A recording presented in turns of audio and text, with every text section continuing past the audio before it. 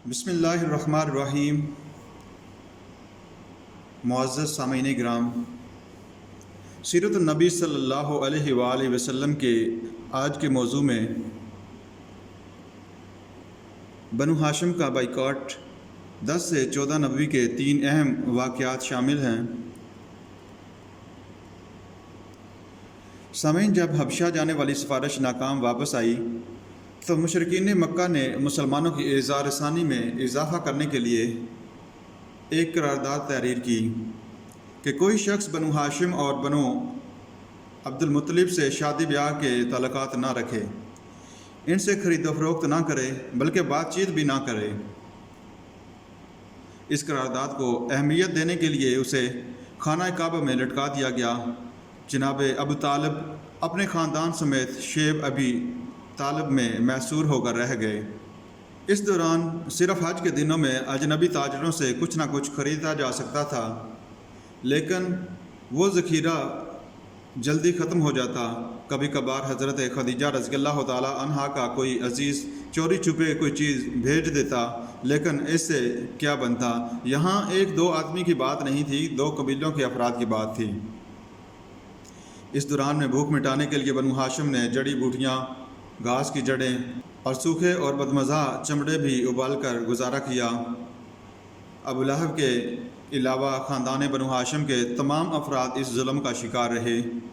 یہ بائیکاٹ 3 سال تک جاری رہا۔ آخر مکہ کے کچھ نیک دل لوگوں نے ابو جہل کی شدید مخالفت کے باوجود اسے منسوخ کرنے کا اعلان کر دیا۔ اس طرح 10 نبوی میں یہ بائیکاٹ ختم ہوا اور آپ صلی اللہ علیہ وآلہ وسلم اپنے قبیلے سمیت شیب ابی طالب گھاٹی سے باہر آئے۔ شیب ابی طالب کی محسوری نے کئی لوگوں کی صحتیں تباہ کر دی تھیں۔ ان حضرت صلی اللہ علیہ وآلہ وسلم شہر میں تشریف لائے تو جلد ہی ام المومنین حضرت خدیجہ رضی اللہ تعالیٰ عنہا اور چچا ابو طالب رضی اللہ تعالیٰ عنہ کی وفات ہو گئی۔ یہ دونوں افراد آپ کے لیے سہارے اور حمایت کا ذریعہ تھے۔ ان کی یکے بعد دیگرے 1 سال کے اندر وفات سے آپ کو بہت صدمہ ہوا۔ آپ اس سال کو عام الحزن یعنی غم کا سال کہا کرتے تھے۔ چچا ابو طالب کی وفات کے بعد ابو لہب بنو ہاشم کا سردار بنا۔ ابو لہب نے آپ صلی اللہ علیہ وسلم کی حمایت سے الگ ہونے کا اعلان کر دیا۔ گویا معاذ اللہ اگر آپ صلی اللہ علیہ وسلم کو کوئی قتل کر دے تو خاندان بنو ہاشم انتقام نہیں لے گا۔ اس کے ساتھ ہی قریش نے آپ صلی اللہ علیہ وسلم کی اعزار ثانی کا سلسلہ بھی تیز کر دیا۔ آپ کے لیے مکہ معظمہ میں اپنا کام جاری رکھنا مشکل ہو گیا۔ مجبوراً آپ صلی اللہ علیہ وآلہ وسلم کو 20 شوال 10 نبوی کو اپنے خادم زید بن حارث کو ساتھ لے کر طائف تشریف لے گئے۔ طائف میں عمرو بن عمیر کے 3 بیٹے عبد یالیل، مسعود اور حبیب کا اقتدار تھا۔ آپ صلی اللہ علیہ وآلہ وسلم نے ان کے سامنے اسلام پیش کیا۔ ان تینوں بھائیوں نے آپ صلی اللہ علیہ وسلم کی نہ صرف یہ کہ بات نہ سنی بلکہ شہر کے اوباشوں کو آپ کے پیچھے لگا دیا، جنہوں نے پتھر مار مار کر آپ کو زخمی کر کے شہر سے باہر نکال دیا۔ آپ کو اس قدر پتھر مارے کہ آپ صلی اللہ علیہ وسلم کے پاؤں لہولہان ہو گئے اور جوتے پاؤں کے ساتھ چپک گئے۔ طائف سے باہر ایک باغ میں آرام کے لیے ٹھہرے۔ اس بے بسی کے عالم میں آپ نے اپنے ہاتھ اللہ تعالیٰ کے سامنے دعا کے لیے اٹھائے۔ دعا ان الفاظ سے شروع کی: الہی، میں تیرے پاس اپنی کمزوری، اپنے وسائل کی کمی اور لوگوں کی نگاہ میں اپنی بے قدری کی شکایت کرتا ہوں۔ آزمائش کا دور گزر چکا تھا۔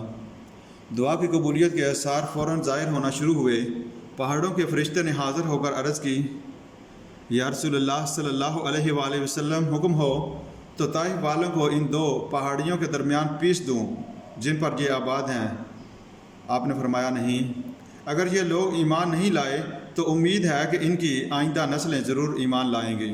آپ صلی اللہ علیہ وآلہ وسلم کی برادری کے سردار ابو لہب نے آپ کی حمایت کرنے سے انکار کر دیا تھا، اس لیے واپسی پر مکہ کے قریب پہنچ کر آپ صلی اللہ علیہ وآلہ وسلم نے حضرت خدیجہ رضی اللہ تعالی عنہا کے ایک رشتہ دار مطعم بن عدی کو پیغام بھیجا کہ مجھے اپنی حمایت میں لو۔ وہ اپنے بیٹوں کو لے کر مسلح حالت میں آپ صلی اللہ علیہ وآلہ وسلم کو لینے کے لیے گیا اور اپنے بیٹوں کی تلواروں کے سائے میں خانہ کعبہ کا طواف بھی کروایا اور اپنی حمایت کا برملا اعلان کیا، تب آپ اپنے گھر جا سکے۔ سامعین، 27 رجب 1090 کو اللہ تعالیٰ نے ان حضرت صلی اللہ علیہ وآلہ وسلم کو معراج کی سعادت سے مشرف فرمایا۔ سفر معراج پر جاتے ہوئے آپ صلی اللہ علیہ وسلم مسجد حرام سے بیت المقدس تشریف لے گئے۔ وہاں انبیاء علیہ السلام کی جماعت کو نماز پڑھائی۔ پھر آپ صلی اللہ علیہ وآلہ وسلم آسمانوں کی سیر کو گئے اور انبیاء کرام سے ان کے مقامات پر ملتے ہوئے سدرۃ المنتہا اور بیت المعمور تک پہنچے۔ آپ صلی اللہ علیہ وآلہ وسلم نے جنت اور جہنم کو دیکھا اور راتوں رات واپس آ گئے۔ اسی سفر میں نماز بنگانا فرض ہوئی۔ آپ صلی اللہ علیہ وآلہ وسلم نے جب قریش کو یہ واقعہ سنایا تو انہوں نے بہت مذاق اڑایا اور طرح طرح سے آپ صلی اللہ علیہ وآلہ وسلم کو پریشان کرنے لگے۔ وہ بیت المقدس کی عمارت کے بارے میں سوال کرنے لگے، لیکن اللہ تعالیٰ نے وہ عمارت آپ صلی اللہ علیہ وآلہ وسلم کی نگاہوں کے سامنے کر دی اور آپ صلی اللہ علیہ وآلہ وسلم نے ان کی ایک ایک بات کا جواب دیا۔ آپ نے راستے کے قافلوں کے بارے میں کئی نشانیاں بتائیں جن کی مشرکین نے بعد میں تحقیق کی اور وہ درست نکلی، لیکن انہیں پھر بھی ایمان کی توفیق نہ ہوئی۔ اب سامعین، اگر بات کریں بیعت عقبہ اولیٰ، بیعت عقبہ ثانیہ اور بیعت عقبہ ثالثہ کے بارے میں، تو بیعت عقبہ اولیٰ حج کے زمانے میں آپ صلی اللہ علیہ وآلہ وسلم باہر سے آئے ہوئے قبائل تک بطور خاص اسلام کا پیغام پہنچاتے۔ ایک روز آپ نے میدان مینا کے باہر عقبہ کے موڑ پر 6 آدمیوں کی ایک چھوٹی سی جماعت دیکھی جو حج کرنے آئی ہوئی تھی۔ یہ سب مدینہ منورہ کے خزرج قبیلہ سے تعلق رکھتے تھے۔ آپ صلی اللہ علیہ وآلہ وسلم نے انہیں تبلیغ کی تو وہ خود مسلمان ہو گئے۔ انہوں نے وعدہ کیا کہ وہ اپنے گھر جا کر اسلام کی تبلیغ کے لیے کوشش کریں گے۔ مدینہ، جسے اس وقت یثرب کہتے تھے، یہود کے 3 قبائل آباد تھے۔ یہود اہل کتاب تھے اور ان کے ساتھ رہنے کی وجہ سے مدینہ کے لوگ ان پیش گوئیوں سے واقف تھے جو پہلی کتابوں میں آخری نبی صلی اللہ علیہ وآلہ وسلم کے بارے میں ہیں۔ مدینہ کے یہود اوس اور خزرج کے قبائل کو دھمکاتے بھی رہتے تھے کہ جب نبی آخر الزمان آئیں گے تو ہم ان کے ساتھ مل کر تمہاری خبر لیں گے۔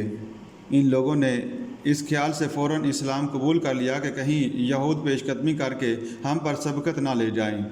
مدینہ کے یہ 6 مسلمان خزرج کی شاخ بنو نجار سے تعلق رکھتے تھے، جن سے ان حضرت صلی اللہ علیہ وآلہ وسلم کی ننیالی رشتہ داری بھی تھی۔ بیعت عقبہ ثانیہ، بیعت عقبہ اولیٰ میں شریک افراد نے اپنا وعدہ پورا کیا اور مدینہ جا کر انہوں نے گھر گھر حضور صلی اللہ علیہ وآلہ وسلم کی بعثت کی خبر پہنچائی۔ اگلے سال یعنی 11 نبوی میں حج کے زمانے میں 12 افراد حضور صلی اللہ علیہ وآلہ وسلم سے ملنے آئے، جن میں 5 پرانے اور 7 نئے تھے۔ انہوں نے دوبارہ ان حضرت صلی اللہ علیہ وآلہ وسلم کے ہاتھ پر بیعت کی اور ان کی خواہش پر آپ صلی اللہ علیہ وآلہ وسلم نے مصعب بن عمیر کو مدینہ میں اسلام کی تبلیغ اور تعلیم کے لیے مقرر فرمایا۔ حضرت مصعب رضی اللہ تعالیٰ عنہ کی کوششوں سے مدینہ منورہ میں اسلام بہت سرعت سے پھیلنے لگا اور بعض اوقات تو پورے کا پورا خاندان بیک وقت اسلام قبول کر لیتا۔ بیعت عقبہ ثالثہ، تیسرے سال یعنی 12 نبوی میں یثرب سے آنے والے 500 حاجیوں میں سے 73 مسلمان مرد اور 2 خواتین تھیں۔ یہ لوگ رات کے وقت ان حضرت صلی اللہ علیہ وآلہ وسلم سے پہاڑ کی گھاٹی میں ملے اور آپ صلی اللہ علیہ وآلہ وسلم کے ہاتھ پر بیعت کی۔ حضور صلی اللہ علیہ وآلہ وسلم اسلام کے مرکز کو اسی پرامن جگہ منتقل کرنے کے خواہشمند تھے تاکہ اللہ کے دین کو آزادی اور وسعت کے ساتھ پھیلا سکیں۔ دوسری طرف انصار مدینہ اس سعادت کے لیے آنکھیں فرش راہ کرنے کو تیار تھے۔ اس موقع پر حضور صلی اللہ علیہ وآلہ وسلم اپنے چچا حضرت عباس رضی اللہ تعالی عنہ کو ساتھ لے گئے۔ وہ اس وقت تک اگرچہ اپنے آبائی دین پر قائم تھے لیکن خونی رشتہ کی وجہ سے حضور صلی اللہ علیہ وآلہ وسلم کے ساتھ تھے۔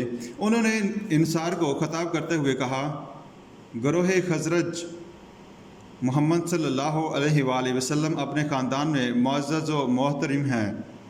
دشمنوں کے مقابلے میں ہم ہمیشہ ان کے لیے سینہ سپر رہے۔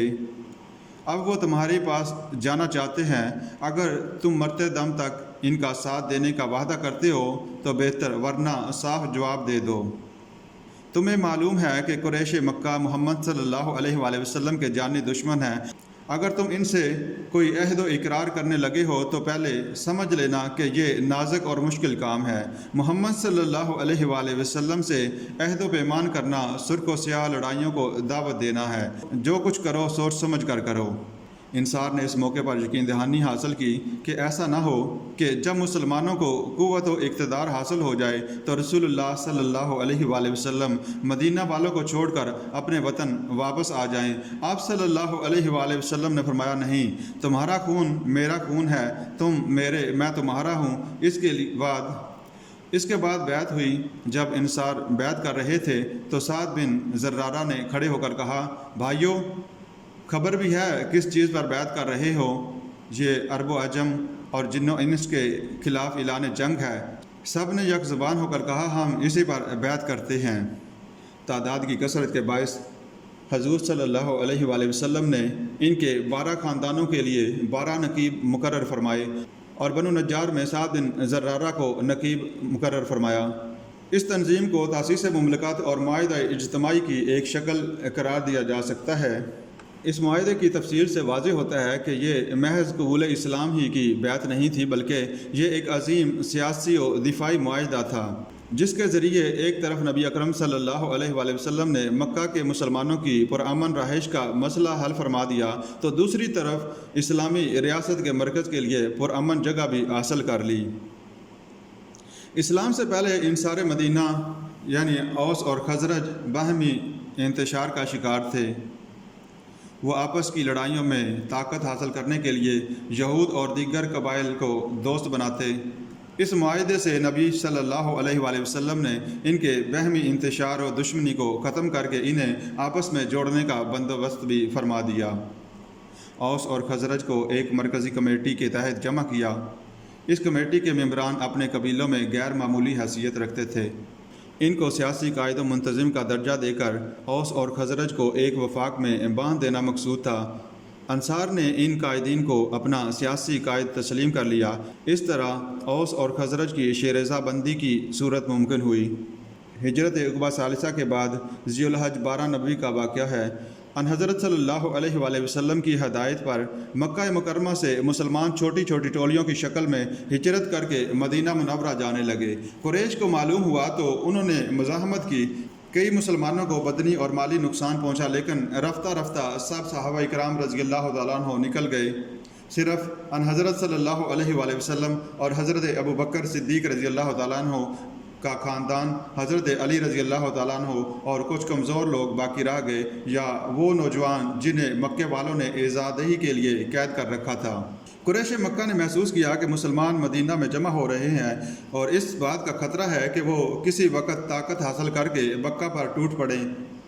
انہوں نے اس صورتحال پر بحث کے لیے عام اجلاس بلایا، جس میں تقریباً تمام اسلام دشمن رؤسائے قریش شریک تھے۔ کئی ایک تجاویز زیر غور آئیں۔ آخر ابو جہل کی اس تجویز پر اتفاق ہو گیا کہ مکہ مکرمہ کے تمام قبائل سے ایک ایک کڑیل جوان لیا جائے اور یہ لوگ مشترکہ طور پر حضور صلی اللہ علیہ وسلم کو معاذ اللہ قتل کر دیں، تاکہ بنو ہاشم اور مسلمان ان بہت سے قبائل سے جنگ نہ کر سکیں اور خون بہا پر راضی ہو جائیں۔ اس تجویز کے مطابق جھٹ پٹے میں آپ صلی اللہ علیہ وسلم کے مکان کا محاصرہ کر لیا گیا۔ اہل عرب زنانہ مکان کے اندر گھسنا معیوب سمجھتے تھے، اس لیے باہر ٹھہر کر آپ صلی اللہ علیہ وسلم کے باہر نکلنے کا انتظار کرنے لگے۔ ادھر نبی صلی اللہ علیہ وآلہ وسلم کو اس تجویز کی اطلاع ہو گئی۔ آپ صلی اللہ علیہ وسلم دن کے وقت حضرت ابو بکر صدیق رضی اللہ تعالیٰ عنہ کے گھر جا کر سفر ہجرت کا پروگرام طے کر آئے۔ آپ صلی اللہ علیہ وآلہ وسلم رات کو حضرت ابو بکر صدیق رضی اللہ تعالیٰ عنہ کے گھر آ جائیں گے، پھر دونوں شہر کے جنوب میں واقع ایک پہاڑ غار سور میں چلے جائیں گے۔ حضرت ابو بکر صدیق رضی اللہ تعالیٰ عنہ نے یہ انتظام بھی کر لیا کہ انہیں مکہ مکرمہ سے کھانا جاتا رہے اور روز روز کی تازہ خبریں موصول ہوتی رہیں۔ پھر چوتھے روز غار پر 2 اونٹ اور ایک ماہر رہنما موجود ہو تاکہ مدینہ کے سفر میں کوئی دقت پیش نہ آئے۔ قریش کو حضور صلی اللہ علیہ وآلہ وسلم سے جو عداوت تھی اس کا اندازہ مشکل نہیں، اس کے باوجود انہیں آپ صلی اللہ علیہ وآلہ وسلم کی امانت و دیانت پر اس قدر اعتماد تھا کہ اپنی قیمتی اشیاء آپ کے پاس بطور امانت رکھوائی ہوئی تھیں۔ اس وقت بھی آپ صلی اللہ علیہ وآلہ وسلم کے پاس بہت سی امانتیں تھیں۔ آپ نے وہ امانتیں حضرت علی کے سپرد کیں تاکہ وہ مالکوں تک واپس کر کے مدینہ منورہ آ جائیں۔ حضرت علی حضور صلی اللہ علیہ وسلم کے پلنگ پر چادر لے کر سو گئے اور حضور صلی اللہ علیہ وسلم محاصرہ کرنے والوں کے درمیان سے گزرتے ہوئے حضرت ابو بکر صدیق رضی اللہ تعالیٰ عنہ کے گھر پہنچ گئے، لیکن محاصرہ کرنے والوں کو خبر بھی نہ ہوئی۔ یہ لوگ تھوڑی تھوڑی دیر بعد کھڑکی سے جھانک کر اپنا اطمینان کر لیتے کہ اندر کوئی شخص سو رہا ہے۔ صبح ہوئی تو اس چارپائی سے حضور صلی اللہ علیہ وسلم کے بجائے حضرت علی اٹھ کر باہر آئے تو دشمنوں نے برہمی کا اظہار کیا لیکن ان کا خون نہ بہایا۔ پھر آپ صلی اللہ علیہ وسلم کی اور حضرت ابو بکر کی تلاش شروع ہوئی۔ گرفتاری کے لیے 100 اونٹ انعام مقرر ہوا۔ آپ صلی اللہ علیہ وسلم کی تلاش کرنے والے غار سور کے دہانے تک پہنچ گئے۔ حضرت ابو بکر انہیں سامنے پا کر گھبرا گئے، لیکن آپ صلی اللہ علیہ وسلم نے فرمایا گھبراؤ نہیں، اللہ تعالیٰ ہمارے ساتھ ہے۔ آپ 3 دن تک غار میں رہے۔ اس دوران حضرت ابو بکر کے صاحبزادے حضرت عبید اللہ غار میں آ جاتے اور صبح سویرے واپس چلے جاتے اور انہیں قریش کے عزائم سے آگاہ کر جاتے۔ حضرت ابو بکر کا غلام عامر بن فہیرہ روزانہ بکریاں چرانے اسی طرف آتا اور تازہ دودھ پہنچا دیتا۔ چوتھے دن حضور صلی اللہ علیہ وسلم حضرت ابو بکر صدیق کو لے کر غار سے نکلے اور عبداللہ بن حرقیت کو رہنمائی کے لیے اجرت پر ساتھ لے لیا، جو آپ کو راستہ بتاتا جاتا۔ اس مختصر سے قافلے نے ساحل سمندر کے ساتھ ساتھ نامانوس راستوں سے ہو کر مدینہ منورہ کا سفر کیا۔ بنو مدلج کے سردار سراقہ بن مالک نے آپ کو دیکھا تو انعام کے لالچ میں تعقب کیا۔ جب سراقہ کا گھوڑا اس مقدس قافلے کے قریب پہنچا تو اس کے گھوڑے نے ٹھوکر کھائی اور گرتے گرتے بچا۔ پھر آگے بڑھا تو گھوڑے کے پاؤں زمین میں دھنس گئے۔ آخر سراقہ نے معافی مانگ کر آپ صلی اللہ علیہ وآلہ وسلم سے امان طلب کی، جو دے دی گئی۔ بالآخر 8 روز کے سفر کے بعد یہ قافلہ مدینہ منورہ پہنچ گیا۔